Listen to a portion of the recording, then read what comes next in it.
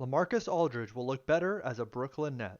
Hi, my name is Collin Reid for Project Spurs, and today I want to dive into why the LaMarcus Aldridge buyout was a good move for both the Spurs and Aldridge. So, a point that Zach Lowe brought up on a recent Low Post podcast was that Aldridge will look good in Brooklyn, probably as evidenced by the fact he will have a smaller role. He will be asked to do less things, and he will probably have a smaller role on defense as well. So, he's going to naturally look better in their offense, probably, than in San Antonio, where he had more of a offensive load. So, basically, one of the biggest things that Aldridge is going to be asked to do in Brooklyn is to probably shoot wide open three-pointers created by their three main stars of James Harden, Kyrie Irving, and Kevin Durant when he comes back. And Aldridge has been a good shooter over the past couple of years. When that's all that he's asked to do, he's going to look better on offense. All of a sudden he's going to become this analytics darling. It's going to be, Aldridge has finally found his three-point shot. That's all he's shooting now. All he does is pick and pop from three.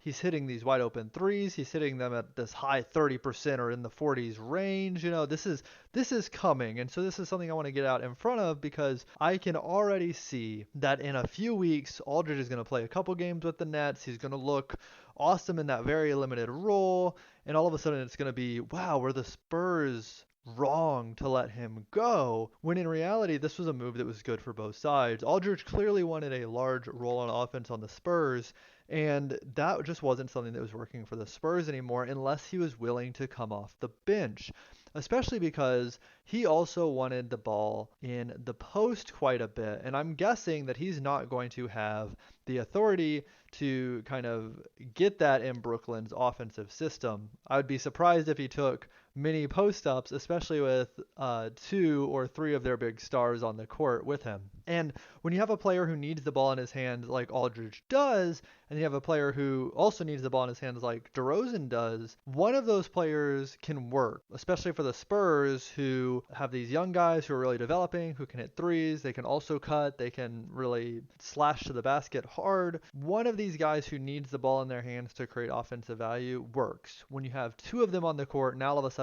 there's both this level of them getting in the way of each other's skills, but also them diminishing the skills of the people around them. And DeRozan makes sense as the guy who would really enhance that group even better because he's really become a better playmaker over the last couple years, especially his last couple years in Toronto and his time with the Spurs. Not only that, but Jakob Poeltl has really started to develop this year, especially on the offensive end. So I spent the first half of the first Spurs-Kings game this week, the week of the 29th of March, just watching the Spurs centers, like on both ends of the court. And it's clear to me that Poeltl is a better offensive fit for this group than Aldridge would be. If Aldridge would buy into that smaller role, that might change things. But I think that at this point of his career, Aldridge is really looking for a championship. And that is not this Spurs team's likely outcome, or I don't even think it's their ceiling. Even if everything broke right, for them to win a championship with this group would be incredibly unlikely.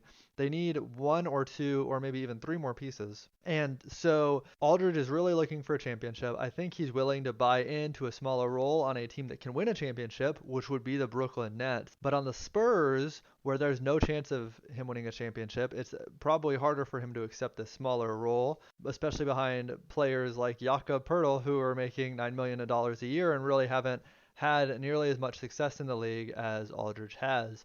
And that might sound like a weird thing, but those optics really do matter, especially if Aldridge is going to get another big contract after this year. And big contract, that's kind of relative speaking. He probably won't get anywhere near a max again. But if he wants to have a bigger contract in this offseason, being delegated to a bench role behind a Jakob Poeltl type player does not help his value. Being the starting center on the championship Brooklyn Nets, even if he has a small role, that does help his value. And then he would have a ring. He could really go anywhere. He could make however much money he wants, and he would be a championship winning player.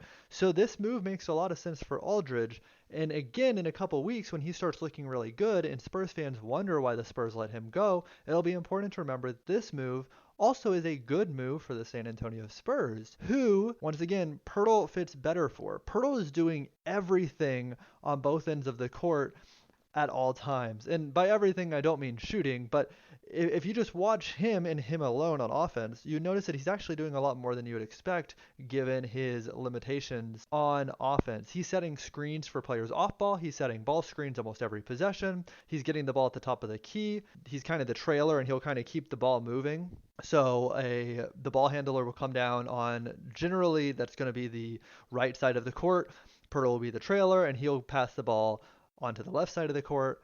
I believe that that's a play called delay, and it was used a lot by the Spurs, especially when they had like splitter and that type of player, and it was used a lot by the Warriors as well. He sets screens for players both on and off the ball. Like I said, he's always looking for a screen to set. One possession in particular, I saw DeRozan kind of waved off his screen. He ran to the hoop, kind of looped back around and set a screen on the other side of the player that was defending DeRozan. They had no idea that Pirtle was there, and that gave DeRozan open lane to the rim. So Spurs fans rightly look at Pirtle as this like very strong defensive player, but he's actually providing a lot of value on offense. And then some nights, like against the Chicago Bulls, he'll score 20 points, and even though that's not his normal MO, he's even providing a lot of value on the nights where he scores like 5 points because he's setting these great screens for the ball handlers to really make these rim attacks or to get open for three, or maybe he's setting a good screen for an off-ball player to get open from three. He really is doing a lot on both sides of the court, and for what this young team needs,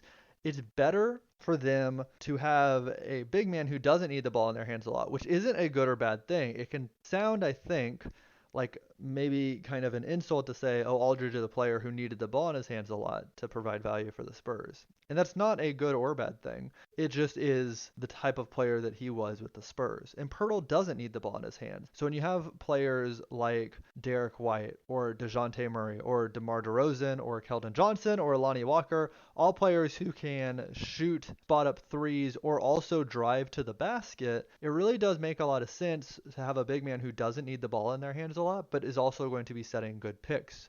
So really, in a couple weeks, when the discourse changes to why did the Spurs let Aldridge go for nothing, he's doing well with the Nets, it will be important to remember that this move really was beneficial for both sides. This has been Collin Reid with another audio piece. Thank you and have a great day.